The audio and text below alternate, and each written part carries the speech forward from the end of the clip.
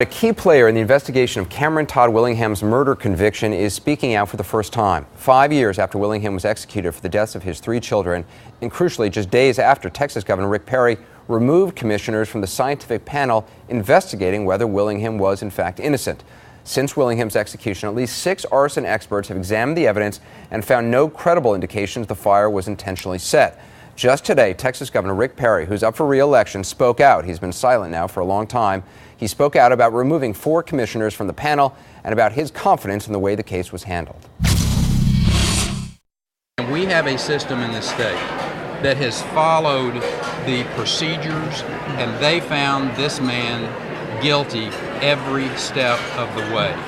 Well, that touched off a brand new firestorm, and when Randy Case spoke with this key scientist who was supposed to testify before the panel, he made news. Breaking news tonight. Randy Case keeping him honest. She joins us now with what he had to say. What'd you learn? It's getting pretty intense, Anderson, really, on both sides. I just got off the phone with Dr. Craig Byler, a renowned arson investigator who was supposed to testify, as Anderson just said, as an expert in this case. He just finished his report in August and said the fire Cameron Todd Willingham was executed for was actually not arson.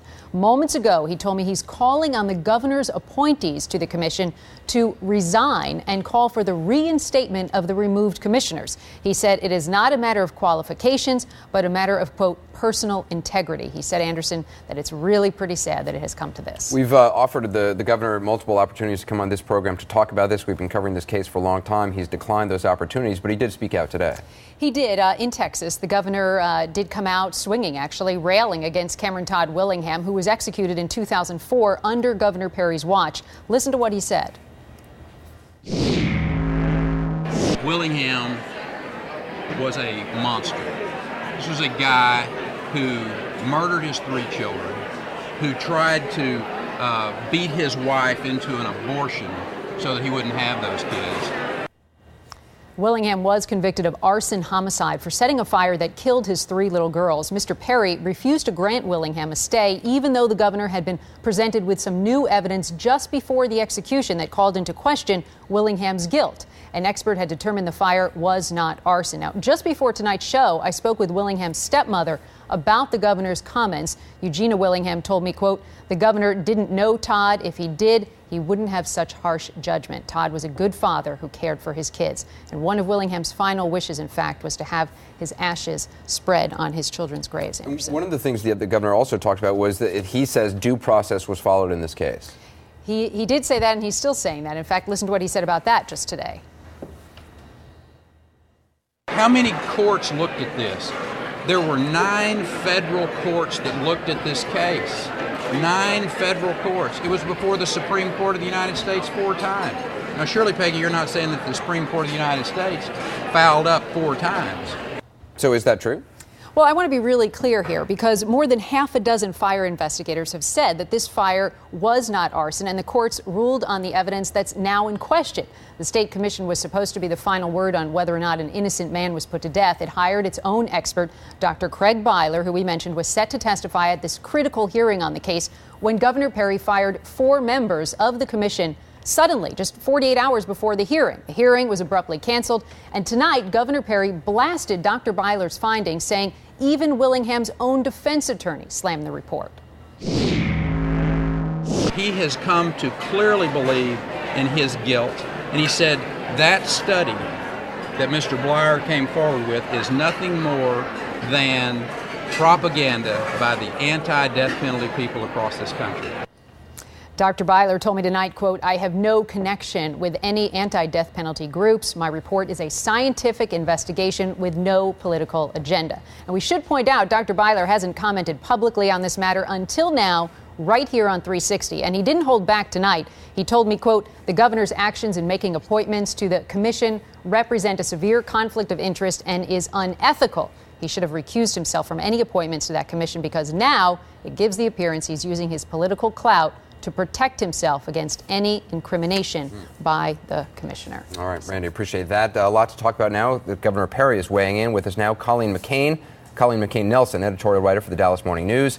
And on the phone, Cameron Willingham's stepmother, Eugenia. Eugenia, Governor Perry today said that your stepson was a monster. Those were the words he used, who murdered his kids. And he said he was a guy who tried to beat his wife into an abortion. What's your response? My son was not a monster. I take offense in that.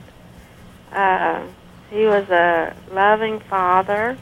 He and his wife did have a stormy relationship, but he didn't try to beat her into an abortion. Did he physically abuse his wife?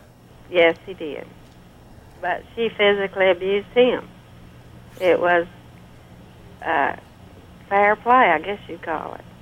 Colleen, at the end of the day, did the governor give a clear answer on why he removed 4 commission members when he did?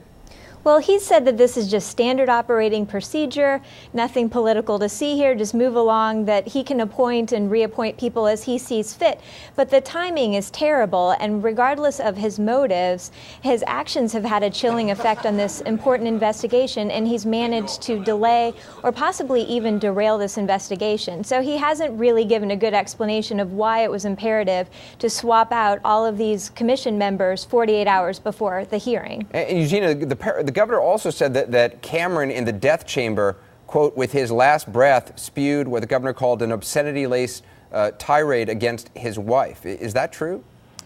He did. He also professed his innocence to the very end. But just because Cameron Todd Willingham wasn't necessarily a Boy Scout, just because he had committed crimes in his past, it doesn't absolutely guarantee that he killed his family. And what Governor Perry hasn't explained is what he knows that fire science experts don't.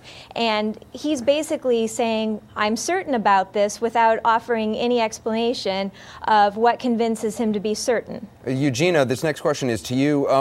The governor also said that his own defense attorney believed he was guilty. Do you know that to be true? And also, did his wife think he was guilty? She didn't think he was guilty during the trial. She turned on him 2 weeks before he was executed and asked permission to visit him for the first time. And he was excited. He wanted to see her thoughts. And when she got there, she blasted him. That's the reason of the reaction he had at the execution. She was the only one that actually viewed his execution. And to the defense attorney, do you know if his defense attorney believed he was guilty? Yes, he did. He did not have any defense. That's the reason he told me his trial was a joke. That was his exact words. It was a big joke. Colleen, he didn't have any defense. Colleen, the governor has said, well, look, in multiple courts looked at this and looked at the evidence. The point a lot of these forensic investigators are now saying, multiple ones are saying, is that what was thought to be good forensic science in arson investigations back then in the 80s and 90s is now no longer seen as good. In fact, it's shown that that a lot of the stuff they thought was true in arson investigations is not true.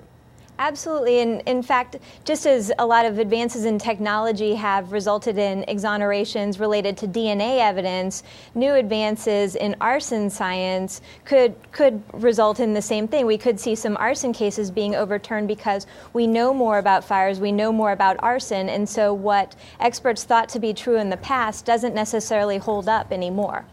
I appreciate your time tonight, Colleen McCain Nelson, and also Cameron's mom, Eugenia. I appreciate you calling in tonight. Thank you.